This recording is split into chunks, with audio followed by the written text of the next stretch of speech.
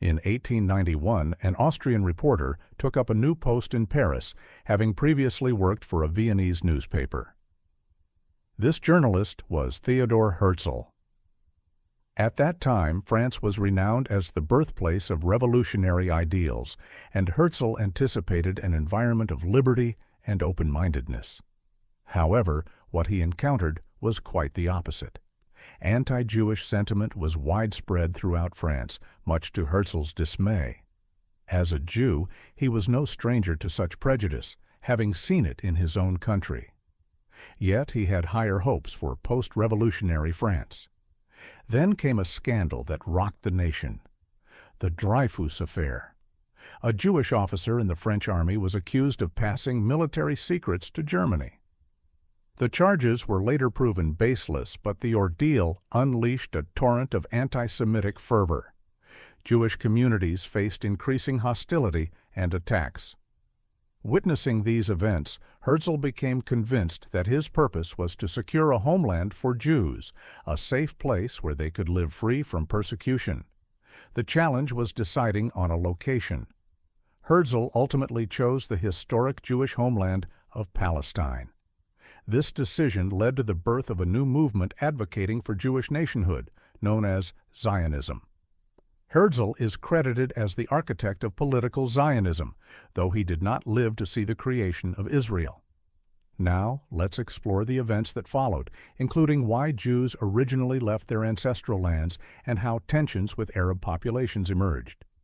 To begin, who exactly are the Jews? Today, they are recognized as adherents of Judaism. Yet in antiquity, they identified as Israelites, not Israelis. Their origins date back to around 1000 BC in West Asia, the region that roughly corresponds to present-day Israel. Jewish lineage is traced to Abraham, his son Isaac, and his grandson Jacob, with a belief that God promised Abraham a homeland in what is now Israel. This divine promise is often referenced by Israeli leaders as the Promised Land, a territory granted to them by God, where Jews did indeed reside.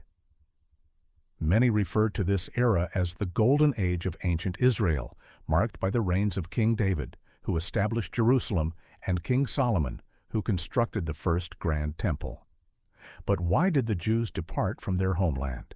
The answer lies in a series of invasions, first by the Assyrians, then the Babylonians, followed by the Persians, Romans, and finally the Ottomans.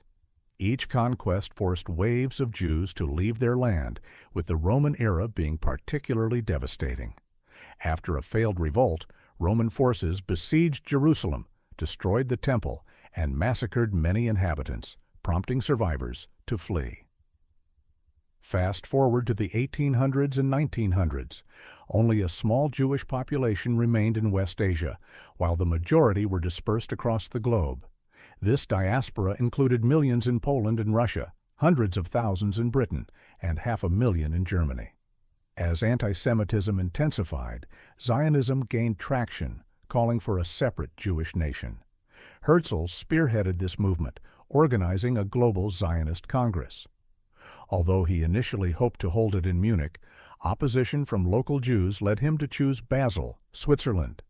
The Congress, attended by about 200 Zionists and many observers, resolved to pursue a Jewish homeland in Palestine. There was a significant obstacle. Palestine was already inhabited by a substantial Arab population. Herzl and his supporters devised a strategy. At the time, the region was under Ottoman rule. In 1896, Herzl traveled to Constantinople, now Istanbul, and stayed for nearly 2 weeks, attempting to negotiate with the Sultan. He offered to pay off the Ottoman Empire's foreign debts in exchange for permission to settle Jews in Palestine. The Sultan rejected this proposal, forcing the Zionists to adopt a new approach, purchasing land from Ottoman landlords, parcel by parcel. This marked the beginning of Jewish migration and settlement, with new arrivals cultivating the land. However, it soon became apparent to the local Arabs that the Jewish settlers were not interested in integration, but in establishing control, as Arab workers and farmers were dismissed from the acquired lands. Jewish settlers began establishing their own communities, such as Tel Aviv, which was founded in 1909 just north of Jaffa. These new settlements stood apart from the surrounding Arab towns, both in appearance and design, reflecting European influences rather than blending in with local styles. The financing for these developments often came from Jewish benefactors abroad, including successful families like the Rothschilds, who played a significant role in acquiring land in Palestine. Initially, Jewish migration and settlement grew slowly. This changed dramatically when the British became involved. Before World War I, Britain was the dominant global power. When Zionist leaders approached the British government for support, the response was lukewarm. They even proposed alternatives to Palestine, such as Uganda and Argentina. However, the Zionists insisted on returning to their ancestral homeland in West Asia. World War I shifted the dynamics. Britain, seeking Jewish support, pledged its backing in 1917. The British Foreign Secretary, Arthur Balfour, sent a letter to the Rothschild family promising support for a Jewish homeland. With the defeat of the Ottoman Empire, Britain assumed control over Palestine, and Jewish immigration increased.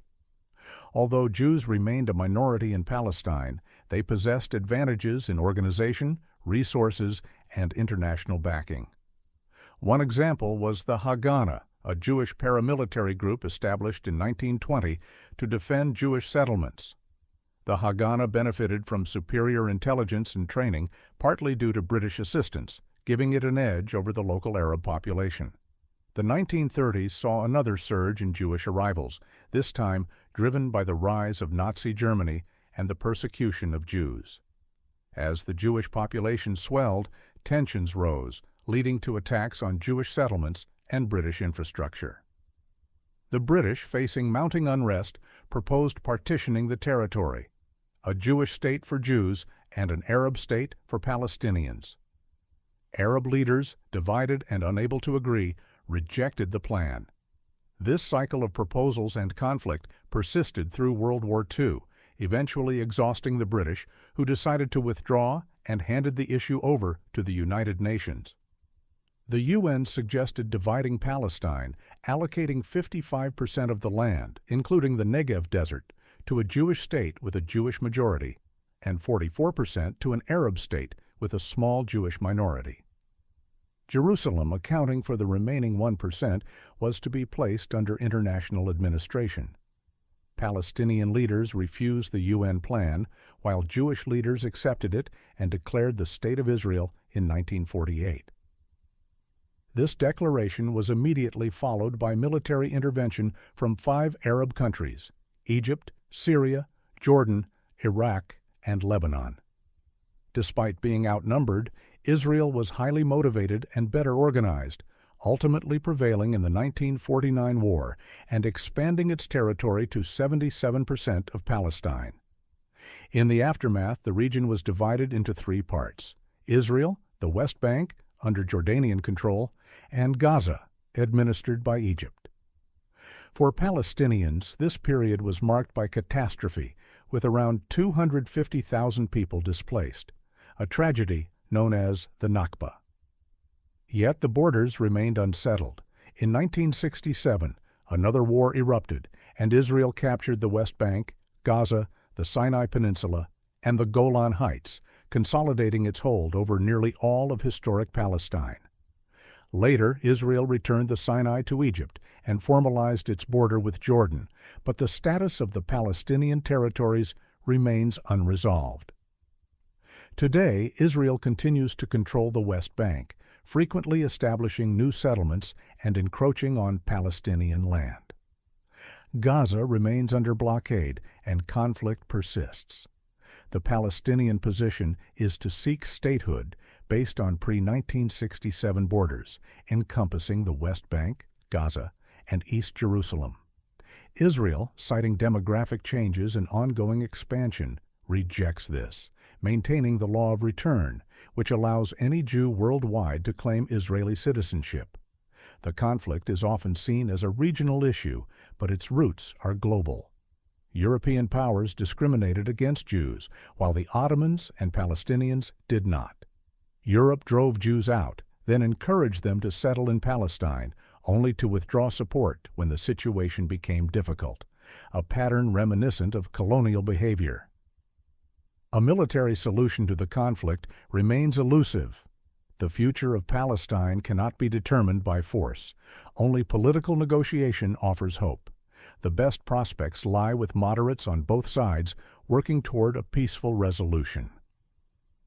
Achieving statehood is only the beginning. The greater challenge is fostering coexistence and building a lasting relationship between the two peoples.